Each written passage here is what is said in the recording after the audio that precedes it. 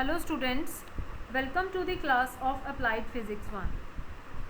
Today we are going to start with the new unit, that is force and motion, and topics today we will be covering are scalar and vector quantities and their examples, representation and types of vectors, addition and subtraction of vectors, triangle and parallelogram law.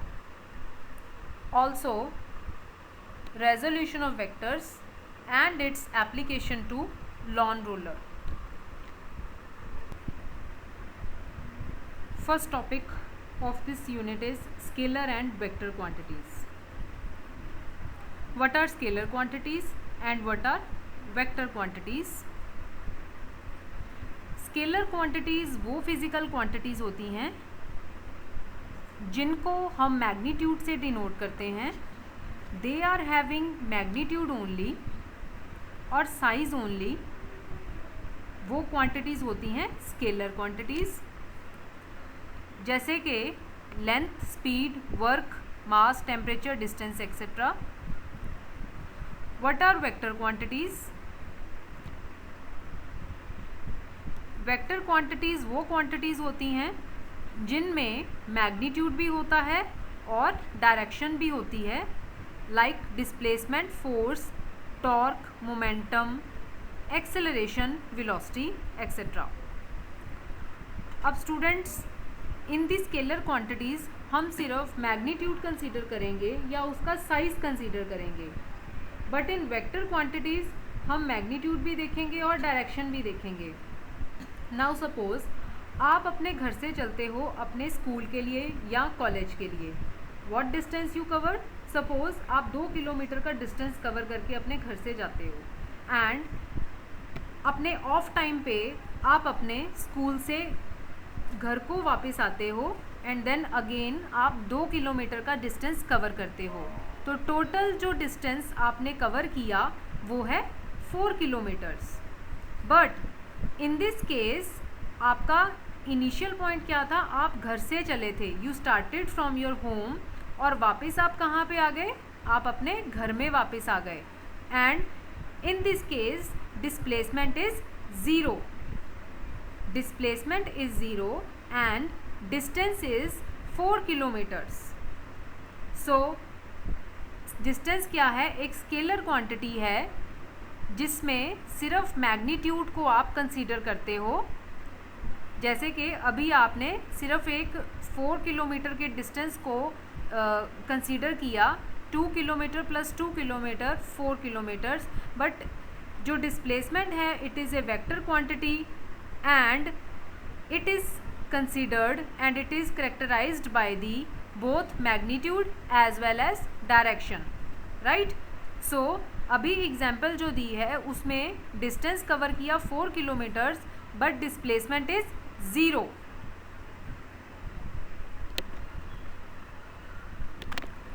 See the comparison between scalars and vectors. On the one side I am taking scalar, other side I am taking vector. First point is definition. A scalar is a quantity which is having magnitude only. Second is vector. Vector is a quantity that has magnitude as well as direction. Second point is direction. For scalars there is no direction. For vectors, yes, there is the direction. Specification. Third point is specified by. Scalar is specified by a number and a unit. Vector is specified by a number, that is magnitude, direction and a unit. Fourth point is representation. Scalar is represented by quantity symbol. Vector is represented in bold letters or an arrow sign above. Example for scalar: mass and temperature. Example for vector: velocity and acceleration. Next is representation of a vector. Vector को represent करने के लिए what we take और we place a arrow head on the letter. Vector is represented by a line with an arrowhead. Length of the line, it will give the magnitude, and arrowhead, it will represent the direction of the vector. For example, P vector.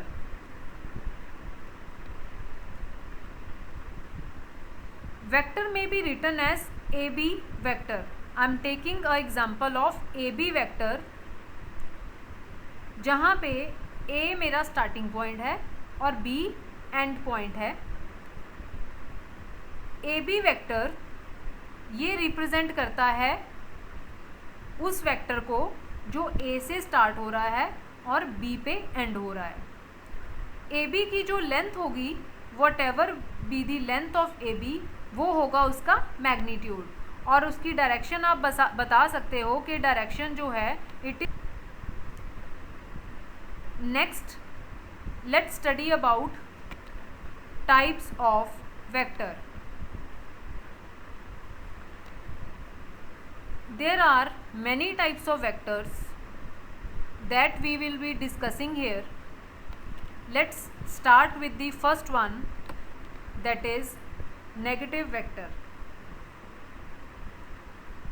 I am taking the example of P vector and I have drawn it also.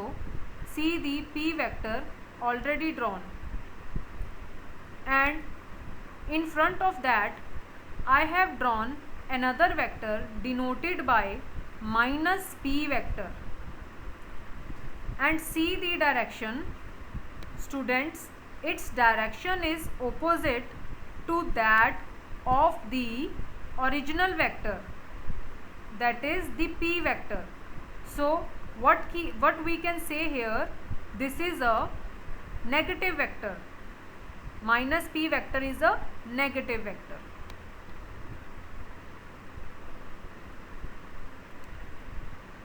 Second type is equal vectors.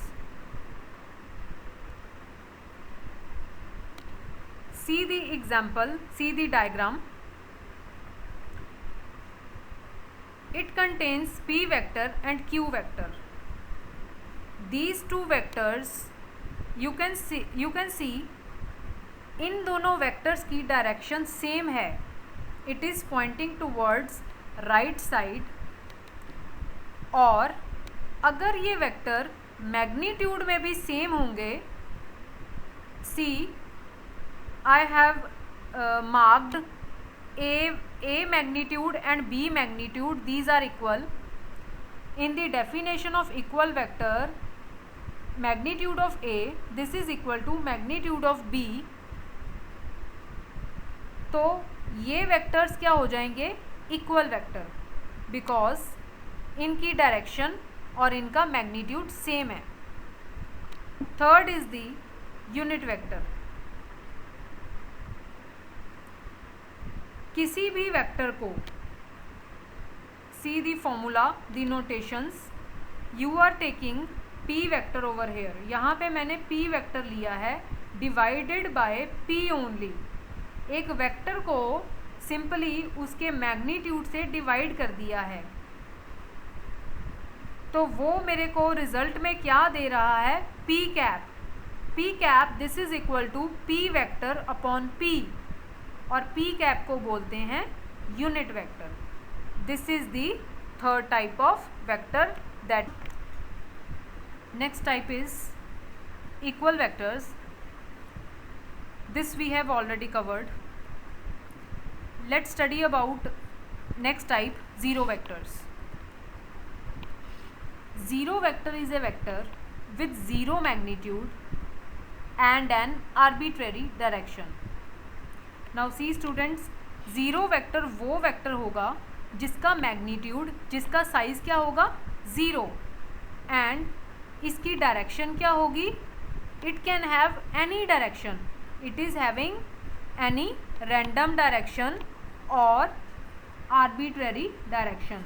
तो उन vector को हम बोलेंगे zero vector. इस vector को हम 0 से represent करेंगे. You can C the diagram also represented by 0 and इसको नल वेक्टर भी बोला जाता है. नेक्स्ट टाइप इज को इनिशियल वेक्टर्स. वो दो वेक्टर्स जिनका स्टार्टिंग पॉइंट सेम होता है उनको हम को इनिशियल वेक्टर्स बोलते हैं. सपोज मेरे पास ए बी वेक्टर है और ए सी वेक्टर है.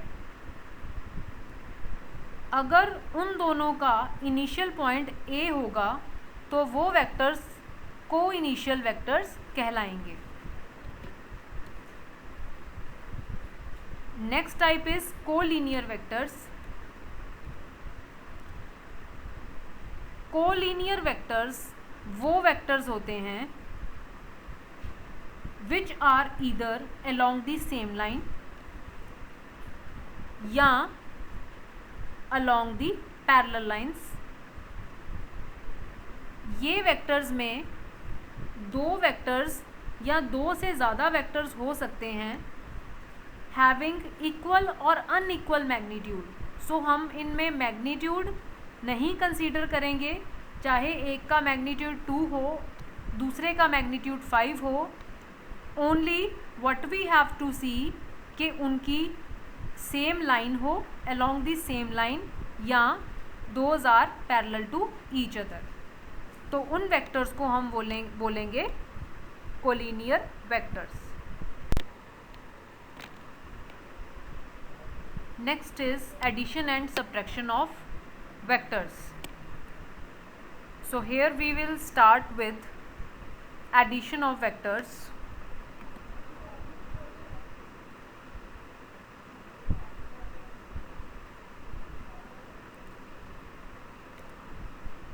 Addition of vectors, we cannot do it by laws of algebra. Students, we cannot add these vectors using our algebra rules. We have two types when two vectors are in the same direction. Second one is B part is when two vectors are in the opposite direction. See the first example, that is A part.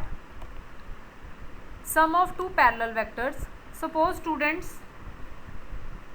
magnitude of A is 5 and magnitude of B, suppose it is 3. These two vectors, इनकी direction आप देख सकते हो, these are pointing from left to right direction. अब इनका सम क्या हो जाएगा? It will be C part is when two or more vectors act at some angle to each other. See the diagrams. A part is we can add two vectors by placing them head to tail. Take a vector, then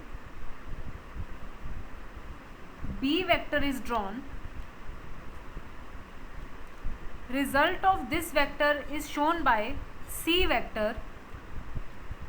C vector, this is equal to A vector plus B vector.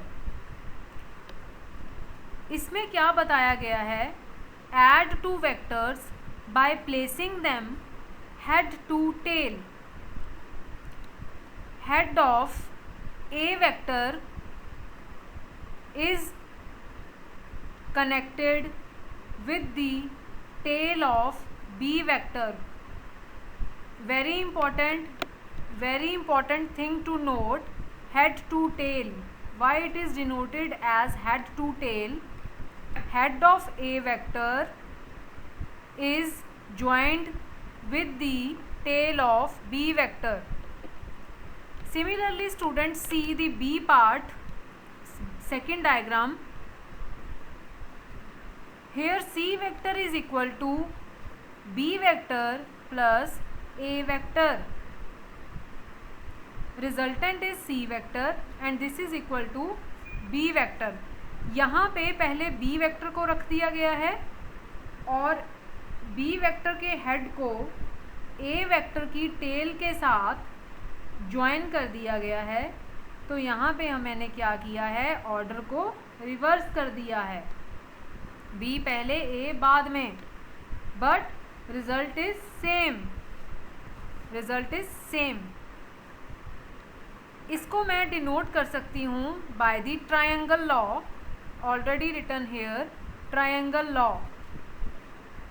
If two vectors can be represented both in magnitude and direction by the sides of the triangle taken in same order, they are taken in same order, like A and B are taken in same order, then their resultant is represented by the third side of the triangle taken in opposite order। C A और B की जो order है that is same, but C का order is different. See the diagram number C, that is the third diagram denoted by point C। We can also add them by constructing a parallelogram। See the third diagram, a parallelogram kind of figure is there। Now I am reading out the second law, that is parallelogram law of forces। If two forces can be represented both in magnitude and direction by the two adjacent sides of the parallelogram drawn from a point, if two forces here are A and B, drawn from a single point, they are drawn from a single point, refer करिए diagram को साथ साथ, they are drawn from a same point, then their resultant is represented by diagonal of the parallelogram। diagonal of the parallelogram is C vector here, और ये C vector क्या बताता है, the resultant which is passing through the same point of the intersection। ठीक है, diagram देखिए साथ साथ, A वेक्टर और B वेक्टर ये क्या है, मेरे पास adjacent sides of the parallelogram, इन दोनों की टेल क्या है, कनेक्टेड है, जॉइंड है। ठीक है, और जो थर्ड वेक्टर है C vector, it is representing the resultant, और किससे रिप्रेजेंट करते हो आप उसको, डायगोनल से। So here C vector is equal to sum. Students, हम डिस्कस कर रहे थे पैरेललोग्राम लॉ ऑफ फोर्सेस, और ये था to add the vectors. In parallelogram law of forces, if two vectors are acting simultaneously on a body can be represented completely by the two adjacent sides of the parallelogram drawn from a point। जैसे कि diagram में F1 and F2 है मेरे पास, दो vectors, these are acting simultaneously on point O। O उनका क्या है, common point, starting point.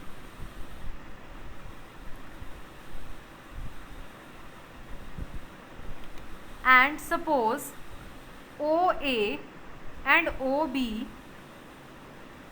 Figure number 2.14 की सेकेंड फिगर देखिए, F1 एंड F2 के लिए OA and OB, these are two notations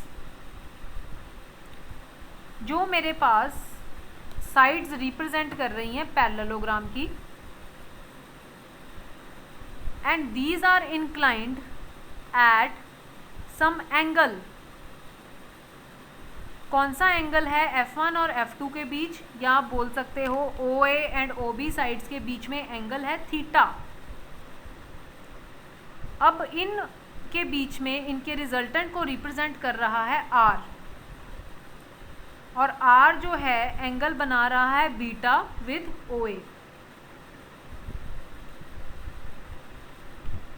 तो ये रिजल्टेंट फोर्स मेरे पास पैरेललोग्राम का जो डायगोनल है वो रिप्रेजेंट कर रहा है।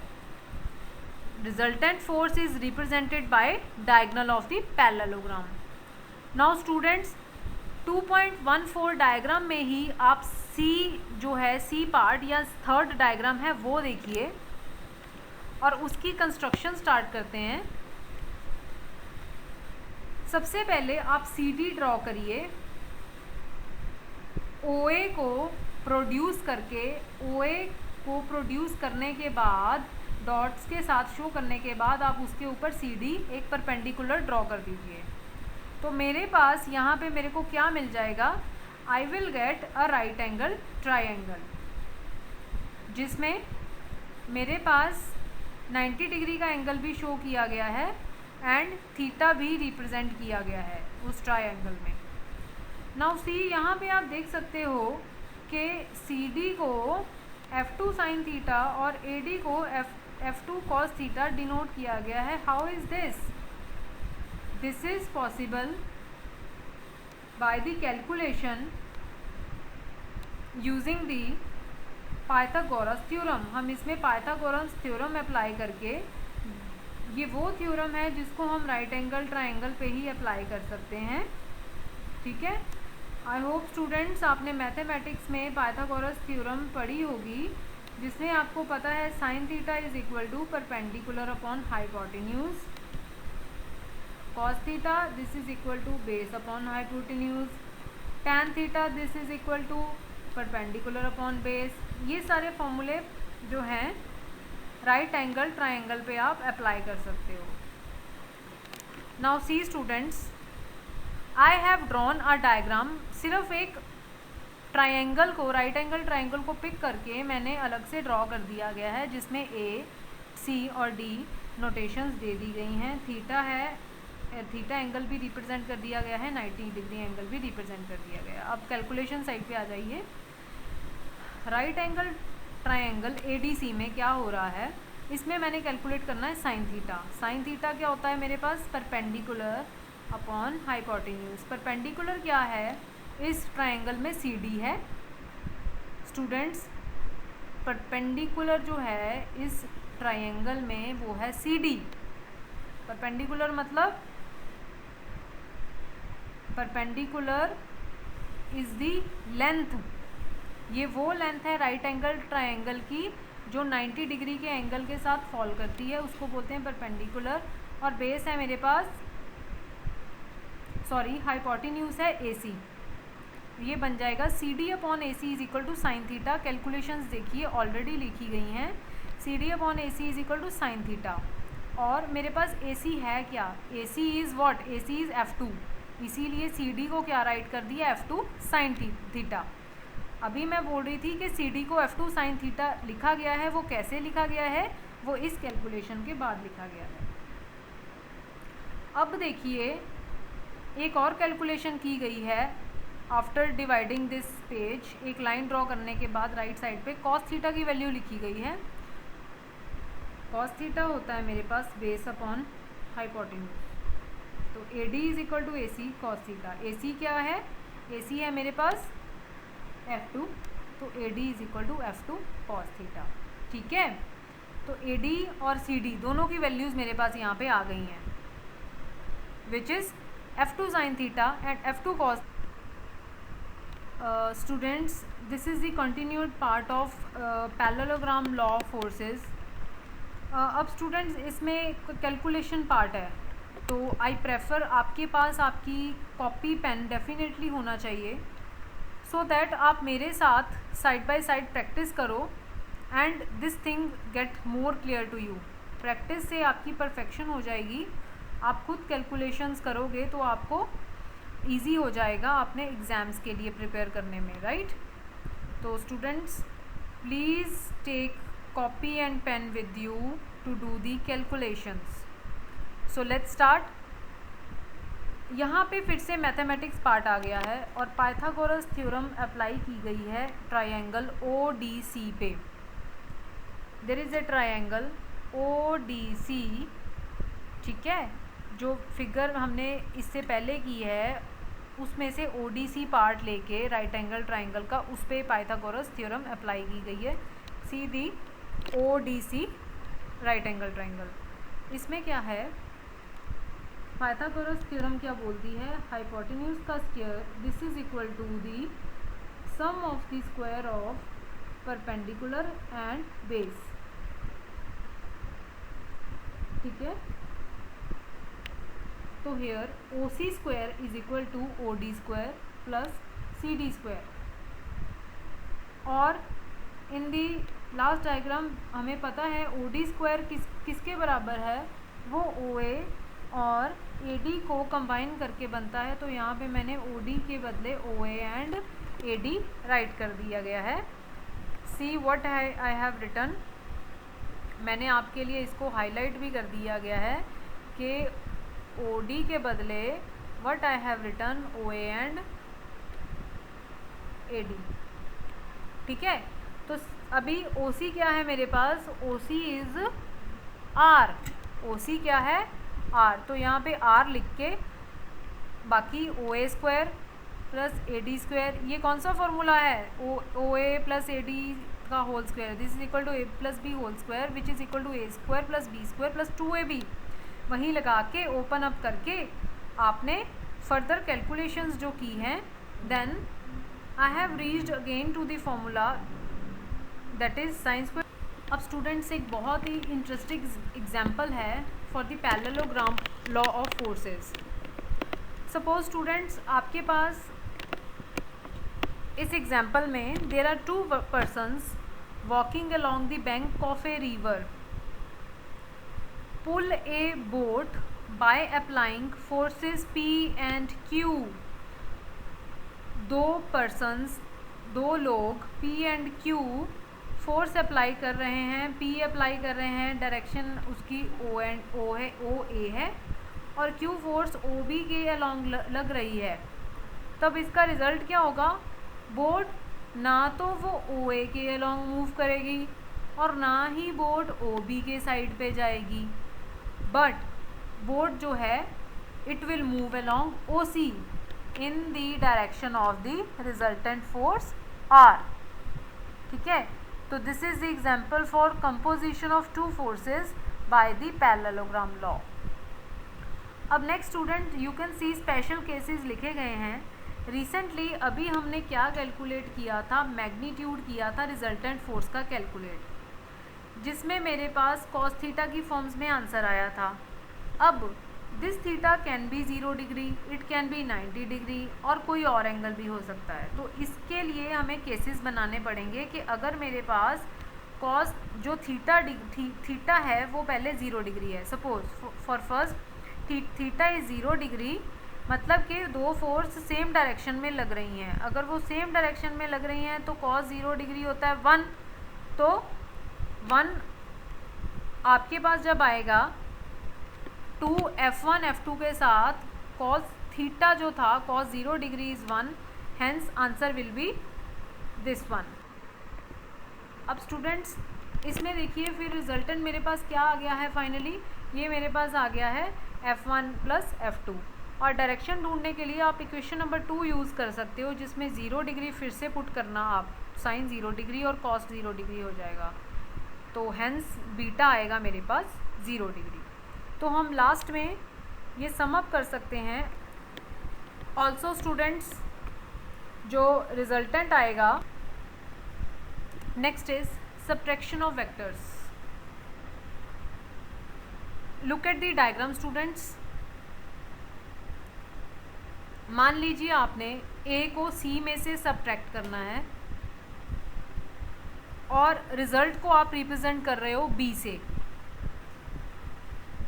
जिन दो वेक्टर्स को आपने सब्ट्रैक्ट करना है उनकी टेल्स को आपने ज्वाइन कर दिया है और जो रिजल्टेंट वेक्टर होगा, जैसे कि मैंने बताया रिजल्टेंट इज़ बी, और वो रिजल्टेंट क्या होगा, that is the subtraction of c minus a। ठीक है, तो b is equal to C minus A, और इन अदर वर्ड्स आप बोल सकते हो c is equal to a plus B. अब डायग्राम को दूसरी तरह से भी देखिए, c is equal to a plus B. I hope you remember the triangle law that we have already covered. तो वो जो लॉ है वो भी इसमें से आप देख सकते हो।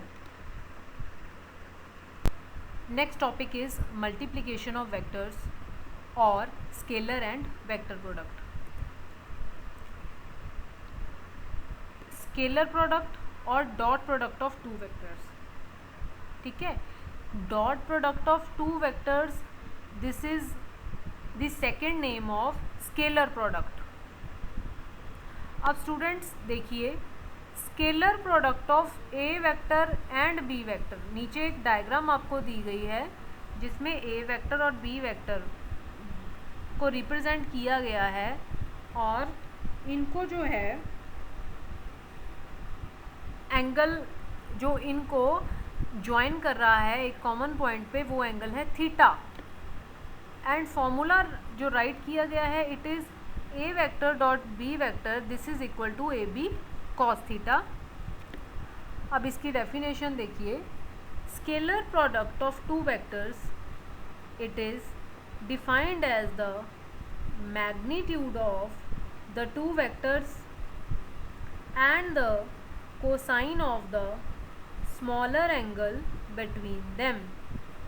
तो ये क्या है मेरे पास, मैग्नीट्यूड ऑफ टू वेक्टर्स, उनका है प्रोडक्ट, और साथ में क्या है, cos angle, that is cos theta here. It can be defined as dot product of two vectors and represented by a dot between them। तो इनको, इन दोनों के बीच में, दो वेक्टर्स के बीच में डॉट लगा के क्या बोल देते हैं हम इसको, डॉट प्रोडक्ट।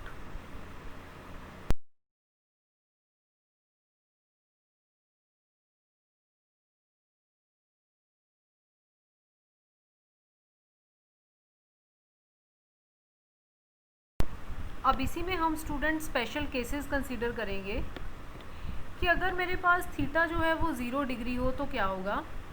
अगर थीटा 0 डिग्री होता तो p vector dot q vector वो हो जाता पी क्यू। सेकेंड पार्ट, अगर थीटा मेरे पास 90 डिग्री होता तो p डॉट q वेक्टर वो हो जाता 0। ठीक है, तो ये तो क्या है मेरे पास स्पेशल केसेस हैं। उसके बाद देखिए थर्ड लास्ट लाइन में आई कैप, जे कैप, के कैप, एक कुछ ऐसी नोटेशंस आपको देखने को मिल रही हैं। सबसे पहले आई कैप, जे कैप और के कैप होते क्या हैं, ये होते हैं यूनिट वेक्टर्स, और ये जो 3 हमारी म्यूचुअली परपेंडिकुलर एक्सिस होती है उसके अलोंग इनको जो है बनाया जाता है, रिप्रेजेंट किया जाता है।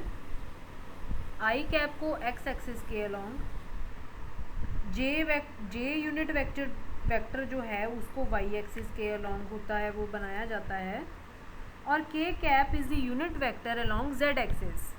ठीक है, अगर ये तीनों एक्सिस के अलोंग रिप्रेजेंट किए जाते हैं, तीनों म्यूचुअली परपेंडिकुलर एक्सिस के अलोंग किए जाते हैं रिप्रेजेंट, तो I cap, J cap and K cap, ये तीनों यूनिट वेक्टर्स भी म्यूचुअली परपेंडिकुलर होंगे। Right, got the point. X axis के अलोंग आई कैप, वाई के along J cap and Z के अलोंग के कैप। ठीक है, और ये तीनों क्या हैं, म्यूचुअली परपेंडिकुलर। एंड एंगल जो है फिर इनके पेयर्स के बीच में क्या होगा, 90 डिग्री। ठीक है, इनको, इन चीज़ों को, इन पॉइंट्स को आप नोट कर सकते हो। नाउ सी, यहाँ पे लिखा गया है, it follows that, I am reading out the slide, it follows that I cap dot j cap, I dot I cap is equal to j cap dot j cap is equal to k cap is dot k cap, which is equal to 1 1 I के I dot I आई किसके along था, x axis के along, ठीक है। और इसकी खुद का मैग्नीट्यूड क्या होता है, ये यूनिट वेक्टर है तो 1 नहीं होगा, तो 1 1 लिख दिया। क्योंकि आई के अलोंग आई है, इट मीन्स एंगल इन दोनों के बीच क्या है, 0 डिग्री। जे के लिए भी 0 डिग्री, के के लिए भी 0 डिग्री, तो फाइनली इसका आंसर क्या आ गया, 1। और अगर आई का जे के साथ देखें, जे का आई के साथ देखें और जे का के साथ देखें तो क्या होगा, इट विल बी 0 डिग्री, ठीक है। क्यों, क्योंकि एंगल जो है आई जे के बीच में या जे और आई के बीच में क्या है, क्या बताया गया है, ये 90 डिग्री का एंगल बनाते हैं, ये म्यूचुअली परपेंडिकुलर होते हैं। दिस इज़ द रीज़न कि आई dot J, J dot I, इनका आंसर क्या आएगा, 0। Now properties of scalar product और dot product. First property I am reading out, dot product of two vectors obeys commutative law, means p dot q is equal to q dot p। इनका जो है order change कर दोगे लेकिन answer जो है, इनका मीनिंग जो है वो सेम रहेगा। Second is dot product of A vector with itself, जैसे कि p dot p। Dot product of A vector with itself is a scalar but the magnitude will be square of the magnitude of given vector. देखिए जी, dot product vector का vector के साथ, that is p dot p, क्या बन जाएगा, formula में put कीजिए, p dot p is equal to cos 0 degree which is equal to p dot p, और वो क्या बन जाएगा, p square. So it will be the square of the magnitude of the given vector. Third is, अगर dot product लेना हो हमने दो म्यूचुअली परपेंडिकुलर वेक्टर्स का, मान लो p एंड q जो हैं वो आपस में 90 डिग्री का एंगल बनाते हैं, तो मेरे पास आंसर क्या आएगा, 0। So dot product of two mutually perpendicular vectors is 0। Fourth is, अगर डॉट प्रोडक्ट लेना हो कोलिनियर वेक्टर्स का, तो ये किसके इक्वल होता है, it is equal to the product of their magnitudes. Collinear vectors के लिए आपको पता है कि एंगल जो है वो 0 डिग्री का होता है, तो p vector dot q vector this is equal to the pq। Fifth is dot product of vector obeys distributive law, जैसे कि p dot q plus r, q plus r with in brackets, this is equal to p dot q plus p dot r, ये क्या है, एक distributive law. Sixth is dot product of two vectors is negative when angle between them is greater than 90 degree. ठीक है जी, दो vectors का dot product तब negative होगा जब उन दोनों के बीच में, दो वेक्टर्स के बीच में angle is greater than 90 degree. Seventh is the dot product of unit vectors as already discussed in the last slide. ठीक है, हमने पहले भी ये डिस्कस कर लिया है कि I dot I, J dot J, इसका है आंसर आता है 1, और I dot J, J dot K dot I, this is equal to 0 as angle between them is 90 degree. अब एट्थ प्रॉपर्टी देखिए, अगर p की वैल्यू है मेरे पास P X I, P Y J, P Z K and q is equal to Q X I, Q Y J and Q Z K, तो p dot q क्या होगा, it will be equal to P X Q X, P Y Q Y, P Z Q Z, क्योंकि i के साथ i का जब multiplication होगा या j का j का होगा तो वो तो 1 हो जाएगा, लेकिन i का j के साथ या j का k के साथ जब भी होगा तो 0 होगा, तो फाइनली मेरे पास answer is this one. Next देखिए, example of dot product. Work is example of dot product of force and displacement. W is equal to F dot S, which is equal to Fs cos theta. Power is the dot product of force and velocity. P is equal to F dot P and which is equal to Fv cos theta. अब scalar product के बाद हम students second start करते हैं, कौन सा product, this is vector product. Another name of vector product is cross product. So let's start. Vector product or cross product of two vectors. See the diagram 2.18a. Vector product क्या है या cross product of two vectors? It is defined as the product of the magnitudes of the two vectors and the sine of the smaller angle between them, and it acts in a direction perpendicular to the plane containing the two vectors. अब example भी देखिए and diagram भी देखिए जिसमें P and Q मेरे पास दो vectors हैं और इनका जो वेक्टर प्रोडक्ट है या क्रॉस प्रोडक्ट है उसको कैसे लिखा जाता है? P cross Q. पहले हम डॉट प्रोडक्ट में डॉट डाल देते थे, इसका नाम है क्रॉस प्रोडक्ट, अब डाल दिया गया है cross, P cross Q. It is denoted by vector T. इसका रिजल्ट हमने T वेक्टर से डिनोट कर दिया गया है। प्रोडक्ट का आंसर T वेक्टर से डिनोट कर दिया गया है। अब देखिए T vector, second rule is right hand screw rule. इस रूल में क्या है? सबसे पहले डायग्राम भी देख लीजिए आप 2.18c. Hold a screw with its axis perpendicular to the plane containing vectors P vector and Q vector. आपने एक स्क्रू लेना है with its axis perpendicular to the plane containing P and Q. P and Q vectors जिधर हैं आपने उसके corresponding अपने screw को perpendicular लेना है. Then rotate the screw. ठीक है, जैसे ही आप स्क्रू को क्लोज करोगे या उसको क्लॉकवाइज या एंटी क्लॉकवाइज लेके जाओगे तो ये आपको क्या बताएगा? Direction of T. अब यहाँ पे मैंने क्या करना है, suppose you are rotating the screw anti clockwise, मतलब आप उसको ओपन अप कर रहे हो, स्क्रू को खोल रहे हो या एंटी क्लॉकवाइज लेके जा रहे हो, तो वहाँ पे क्या होगा, ये मेरे को T की डायरेक्शन देगा एंड T की vector it is equal to P cross Q.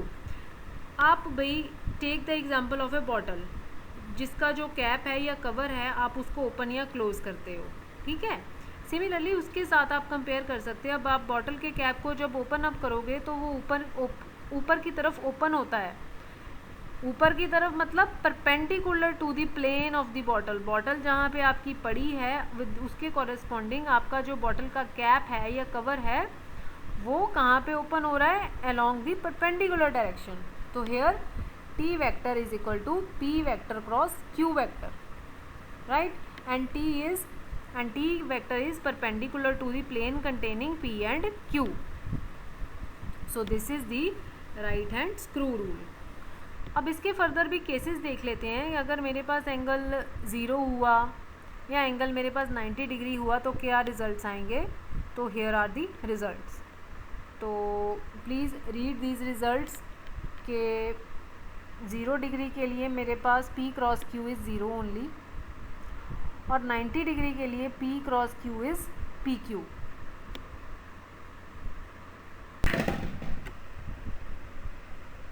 Properties of cross product or vector product. First property, P cross Q is not equal to Q cross P. Cross product of two vectors does not obey commutative law.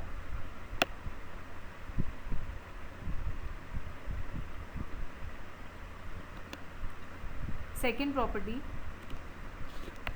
cross product of a vector with itself is a zero vector और ए null vector. किसी भी vector का cross product क्या होता है? This is equal to zero, right. Third is cross product of two mutually perpendicular vectors. Mutually perpendicular vectors मतलब angle दोनों के बीच में है 90 डिग्री का। तो मेरे पास उस केस में जो प्रोडक्ट होगा it will be maximum in magnitude. So P cross Q this is equal to P dot Q n cap. ठीक है जी। Next fourth property is cross product of two collinear or parallel vectors is 0.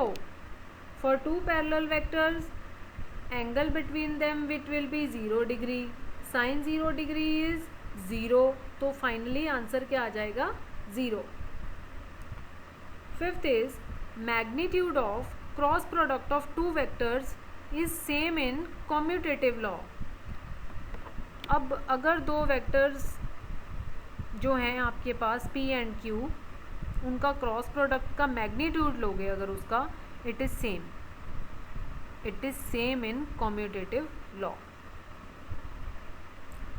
Sixth is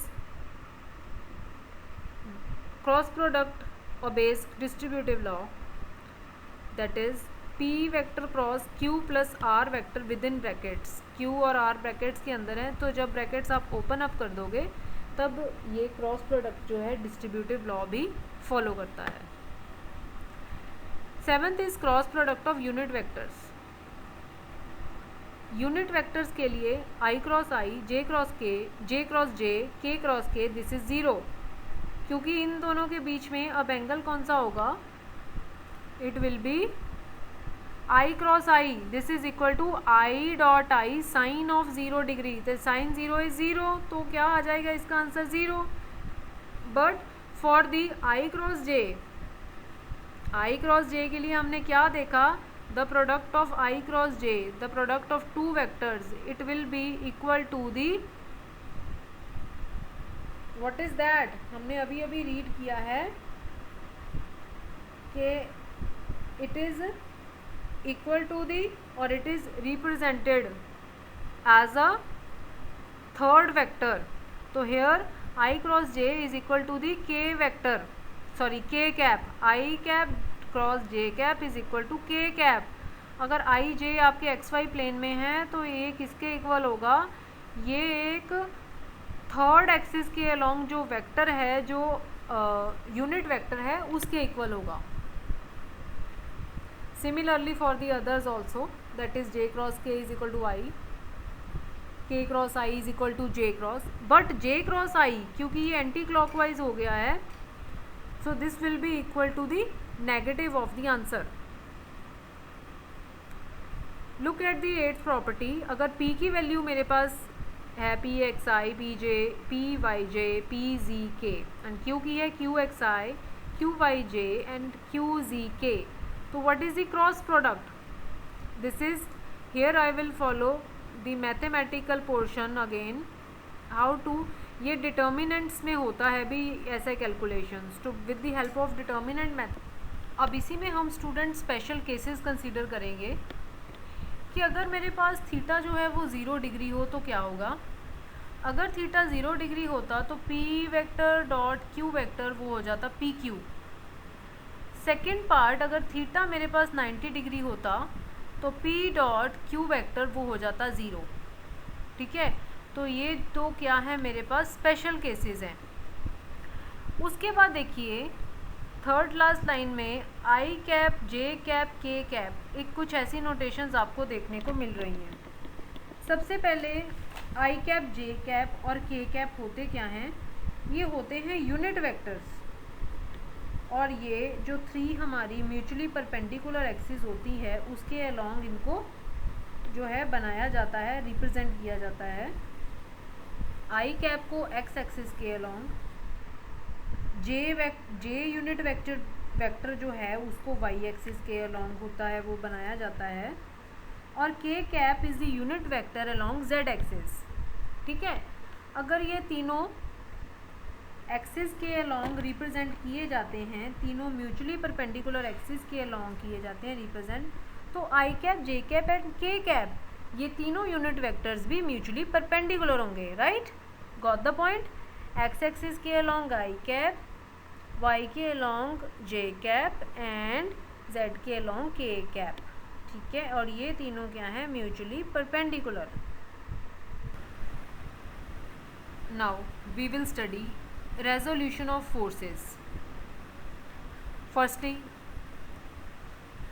resolution of a force into rectangular components. See the figures A and B. Consider a force F acting on a particle O inclined at an angle theta. मान लीजिए मेरे पास कोई force F है जो कि angle theta पे लग रही है, ठीक है। अब इन पे मेरे पास x और y दो एक्सिस हैं जो कि O से ही पास होके निकल रहे हैं, एंड ये दो क्या है, एक्सिस x एंड y आपस में परपेंडिकुलर हैं। अब इन दोनों एक्सिस को हम रेक्टेंगुलर एक्सिस का नाम देंगे और इनको कोऑर्डिनेट एक्सिस भी बोला जाता है।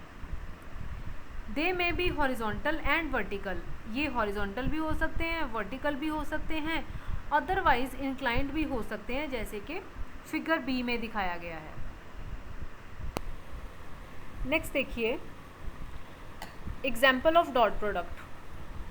Work is example of dot product of force and displacement. W is equal to F dot S, which is equal to Fs cos theta.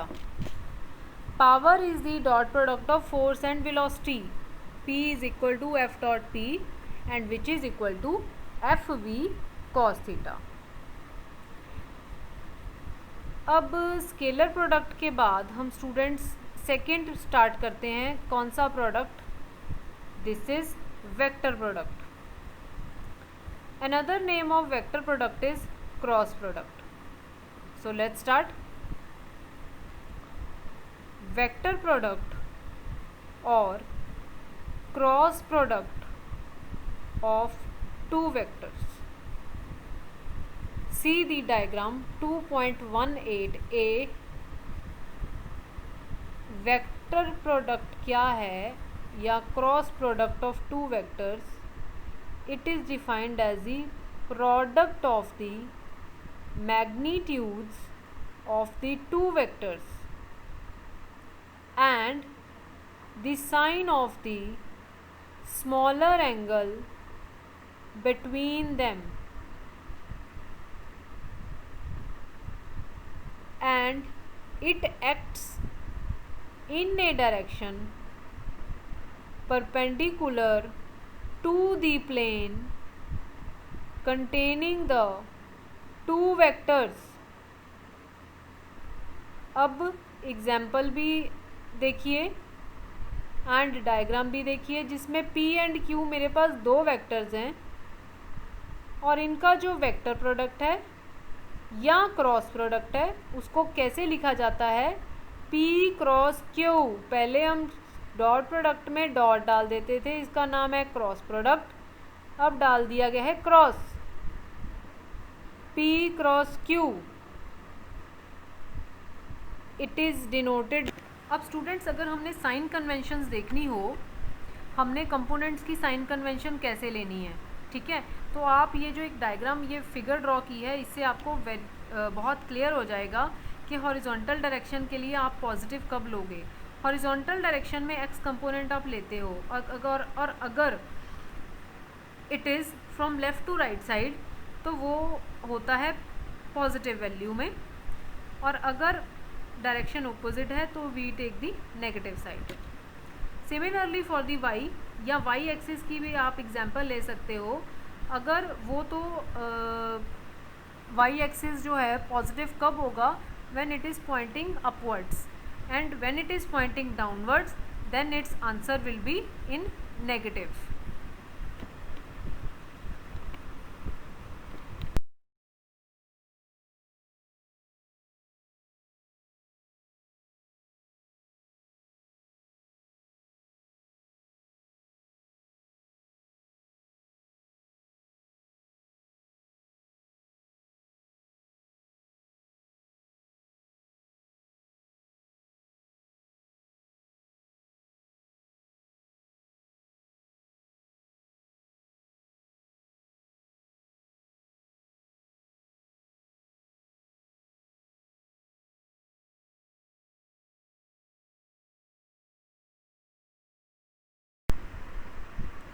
Next is representation of A vector.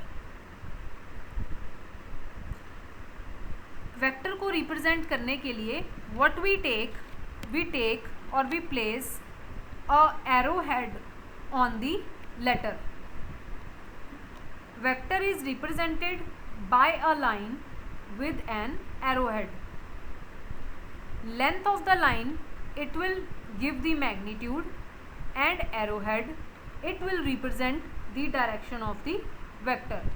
For example, P vector.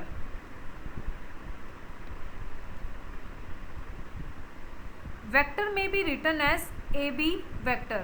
I am taking an example of AB vector, जहाँ पे A मेरा starting point है और B and point है। AB vector ये represent करता है उस वेक्टर को जो A से स्टार्ट हो रहा है और B पे एंड हो रहा है। AB की जो लेंथ होगी, what ever be the length of AB, वो होगा उसका मैग्नीट्यूड, और उसकी डायरेक्शन आप बता सकते हो कि डायरेक्शन जो है it is from A towards B।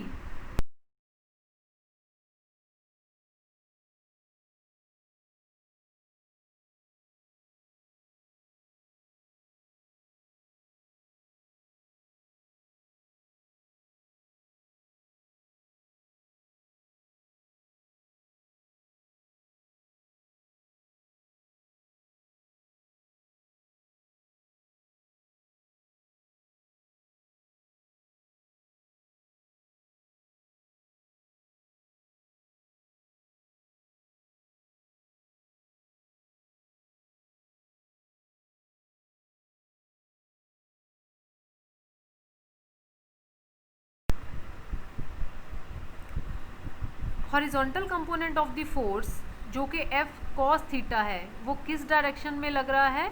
OB की तरफ। सीधी डायग्राम ए अगेन, वो OB की तरफ लग रहा है। और वर्टिकल कंपोनेंट जो होगा फोर्स का, वो है F sin थीटा, ठीक है जी। और जिसकी डायरेक्शन क्या है? OC। क्या डायरेक्शन है उसकी? OC। इससे क्या होगा? इससे रोलर का वेट जो है वो बढ़ जाएगा। अब टोटल वेट क्या हो जाएगा रोलर का? वो हो जाएगा W plus R sine theta. R is equal to F ना, ये देखिए एक तरफ F ड्रॉ किया गया है फिगर में, एक तरफ R। R is the reaction actually, और F और R दोनों इक्वल हैं, तो इसलिए मैंने यहाँ पे R साइन थीटा लिख दिया है। तो टोटल वेट अब रोलर का हो जाएगा W plus R sine theta. और ये क्या है? Larger than the actual weight of the roller. Actual wait तो रोलर का W है अब, और उसमें कुछ और चीज़ भी ऐड हो गई है, that is R sine theta. तो इससे क्या होगा? वेट बढ़ जाएगा रोलर का, और इसी के साथ ही फ्रिक्शनल फोर्स भी बढ़ जाएगी। So it is difficult to push the roller. Push करना उसे मुश्किल हो जाएगा। और देखिए, व्हेन आई एम पुलिंग, अब इसमें हमने पुल का केस देखना है कि जब हम इसे खींचते हैं तो क्या होता है।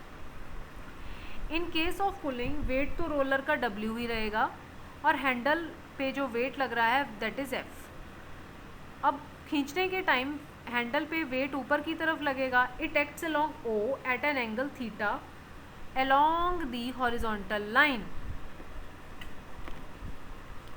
कंपोनेंट्स में डिवाइड कर लीजिए, F cos theta and F sin theta. F cos theta along the horizontal direction, F sin theta along the vertical direction and the upward side। Vertical component जो है F sin थीटा OD की तरफ लग रहा है। अब total weight जो roller का क्या हो जाएगा? वेट जो हो जाएगा रोलर का W minus F sin theta, और ये क्या है? एक्चुअल वेट W से कम है, ठीक है। वेट कम हो जाएगा खींचने के टाइम, पुलिंग के time. So the frictional force also decreases here and it becomes easier to pull a roller. So conclusion क्या है मेरे पास? It is easier to pull a lawn roller than to push, right? And this topic is very important from examination point of view. Thank you students.